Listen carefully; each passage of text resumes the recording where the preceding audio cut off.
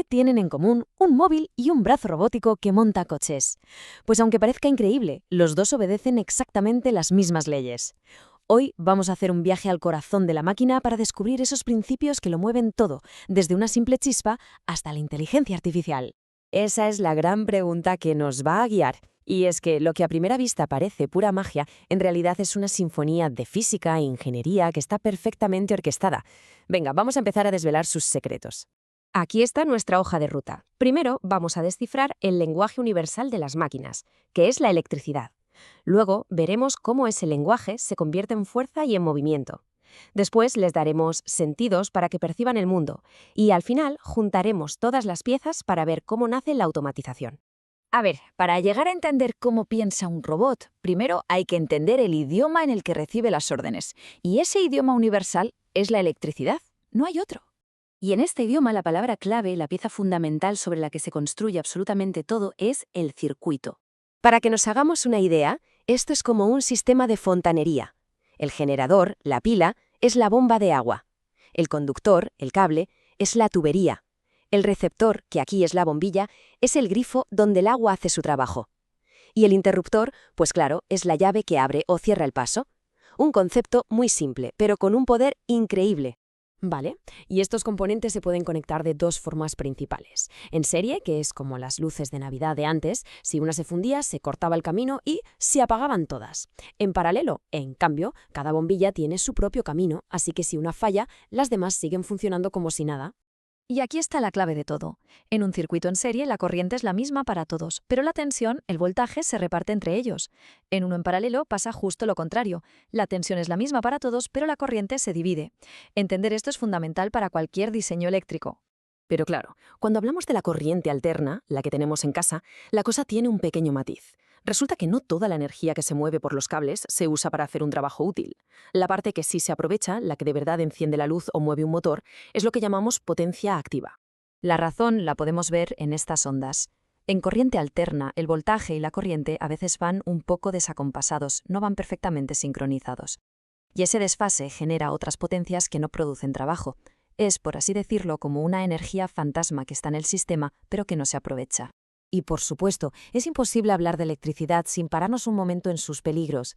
Es una energía que ni se ve ni se huele, y por eso es tan importante respetarla y sobre todo protegerse de ella. Por suerte tenemos sistemas de protección muy buenos, como el interruptor magnetotérmico que todos tenemos en casa. Es el guardián silencioso de la instalación. Si detecta una sobrecarga o un cortocircuito, ¡zas!, corta la corriente al instante y evita cualquier tipo de accidente o que se estropee algo. De acuerdo, ya entendemos el lenguaje. Ahora vamos a ver cómo se usa para construir frases más complejas, para generar movimiento y potencia de verdad. Esto que vemos es un transformador. Podríamos decir que es la caja de cambios de la electricidad.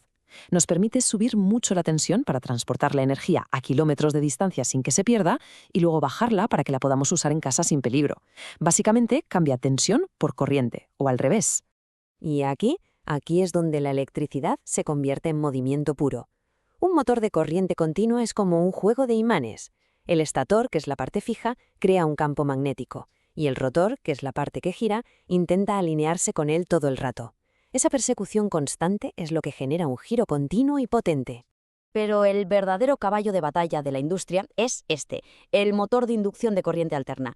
Es muchísimo más simple, más robusto, no tiene piezas que se desgasten. Aquí el campo magnético del estator es el que gira y por pura inducción es como si arrastrara el rotor con él, obligándole a girar. Es una genialidad por lo simple y fiable que es. Bien, ya tenemos potencia, ya tenemos movimiento. ¿Cuál es el siguiente paso? Pues darle a la máquina la capacidad de percibir lo que pasa a su alrededor y de reaccionar. Vamos a darle sentidos y músculos. Empezamos por los sentidos. Los sensores son, literalmente, los ojos, los oídos y la piel de un sistema automático. Su trabajo es convertir algo físico, como que un objeto está cerca o la temperatura que hace, en una señal eléctrica que el cerebro de la máquina pueda entender. Y si los sensores son los sentidos, pues los actuadores son los músculos. Reciben esa señal eléctrica del cerebro y la convierten otra vez en una acción física. Mover un brazo, girar una pieza, lo que sea. Son los que ejecutan las órdenes. ¿Y cómo se hablan el cerebro y los músculos? Pues muchas veces a través de válvulas como estas. Son como compuertas que dirigen el flujo de aire o aceite a presión hacia los actuadores, diciéndoles cuándo y cómo tienen que moverse. Son como las neuronas motoras que ejecutan las órdenes con una precisión total. Vale, ya tenemos todas las piezas del puzzle: circuitos, motores, sensores y actuadores.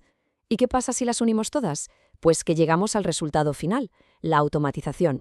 Un sistema de control numérico por computadora, un CNC, es la culminación de todo esto. Fijaos en el ciclo. El ordenador, que es el cerebro, da una orden. Los actuadores y motores, los músculos, la ejecutan. Y los sensores, los sentidos, le dicen al cerebro: listo, tarea hecha. Y vuelta a empezar. Un bucle de control que se repite miles de veces a una velocidad y con una precisión que son sobrehumanas. Hemos pasado de un simple circuito a máquinas que literalmente construyen el mundo que nos rodea. Y con esta tecnología avanzando tan rápido, la pregunta ya no es qué pueden hacer las máquinas, sino qué tareas deberíamos, como sociedad, decidir dejar en sus manos. Gracias por la compañía en este recorrido.